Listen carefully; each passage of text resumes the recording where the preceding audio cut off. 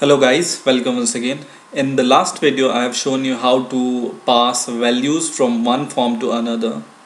So for example, I enter username and password, and where username is admin, and when I click login is correct, and the username is passed to the second form.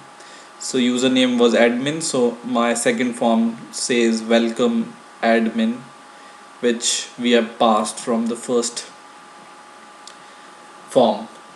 Now in this video I will show you how to search data in the database and show it into this data grid view.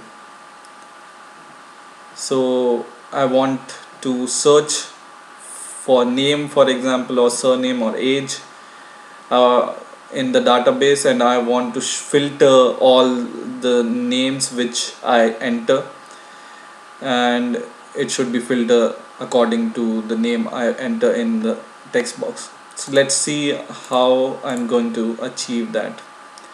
First of all, I will take a text box and place it here, and this text box is for searching the data. So whatever I enter in this text box, that data should filter and show into this data grid view.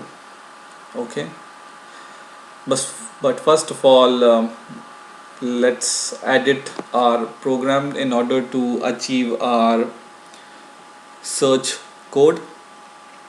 So if you know, in the video number 13 of this video series, I have shown you how to load data into the data grid view from the database. So the name of the video is C# tutorial 13, show database value in table or data grid view. So if you don't know this code, this is where I have shown you how to link your table with the database. Now, so in this code I'm going to correct, I'm going to edit this code a little in order to search the data.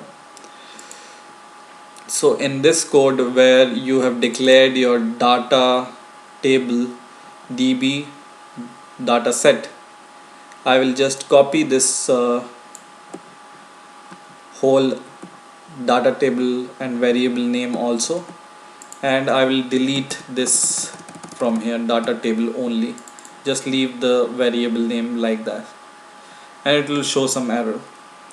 And I will go at the top and I will declare my data table variable the same name at the top of my code where my form declaration completes. So here when I declare this like this, it's a global variable so that I can use it in other method or function also. That's why I have declared at the top of the functions. So declared like that, and my load table now looks like this without the data table, so but it's not showing error now. Okay, now I will once again go to my form, and this is the form, the text box for searching, right? So I will double click this text box, and this leads us to the text box text change event, and in here we are going to write the code for searching the text. Okay, and in here write data view. I will name it as db, variable name, is equal to new data view bracket and bracket closed, and in here I will pass my data table variable which I have declared at the top. So I will copy this db data set variable. This we have declared at the top as a global variable just a while ago, right? So I will just copy this variable, once again go to the form, and once again double click this text box, and in between this data view bracket I will pass that db dataset variable. Okay, in the next line I will just copy this db variable here, dot row filter is equal to, and just write this line. So this is string dot format, and in the bracket write name. This name is the database column name. So right now I want to search names in the database, and the column name for my database table for name is name itself, and the MySQL data is not case sensitive, so I can write the name like that also with capital N or small n, whatever you like you can write, because it's not case sensitive. So write name in the double quotes, name like, this is single quote percentage, and in the bracket 0 percentage, then single quote, and then double quote, comma, your text box name in which you want to search. So this is the text box, and this is its name, right?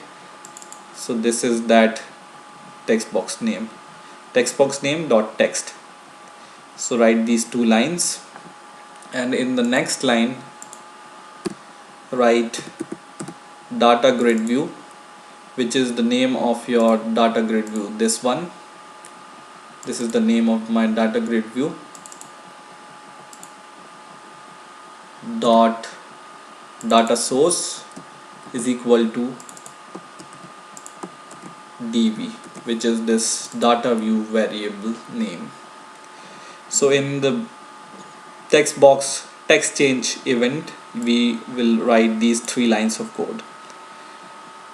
Okay, and we have declared this dataset variable as a global variable.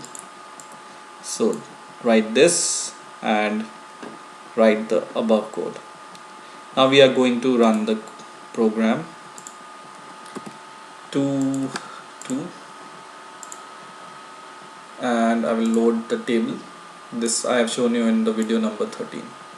Now I want to search according to the name, right? Because in the code I am searching according to the name. So I write something here, J. So all the name which are starting from J are filtered. Now I want to search specifically for John, so JOHN, so it searches for John. Once again I want to search Mark, MARK. We have two names which are Mark, so it has filtered both two names, right? Now for example I want to search according to the surname. What I will do is, in our code, just change this column name.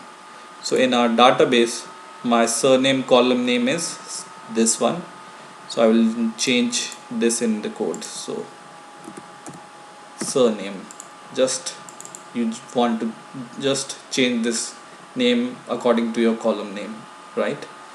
And once again run the program, load the table, and this time I'm searching according to the name. So when I write B, it gives me all the surname which are starting from B. I want to search specifically for surname Bell, so two name surname with Bell, okay, or some other surname G these are the name which has G in surname which has G in them, and I just want to search this surname, and it searched for me. So like that you can search any column in the database with the help of your C# application. So I hope this video has helped you in your programming, and I hope you will learn something from this. And that's it for this video. Please rate, comment and subscribe, and bye for now.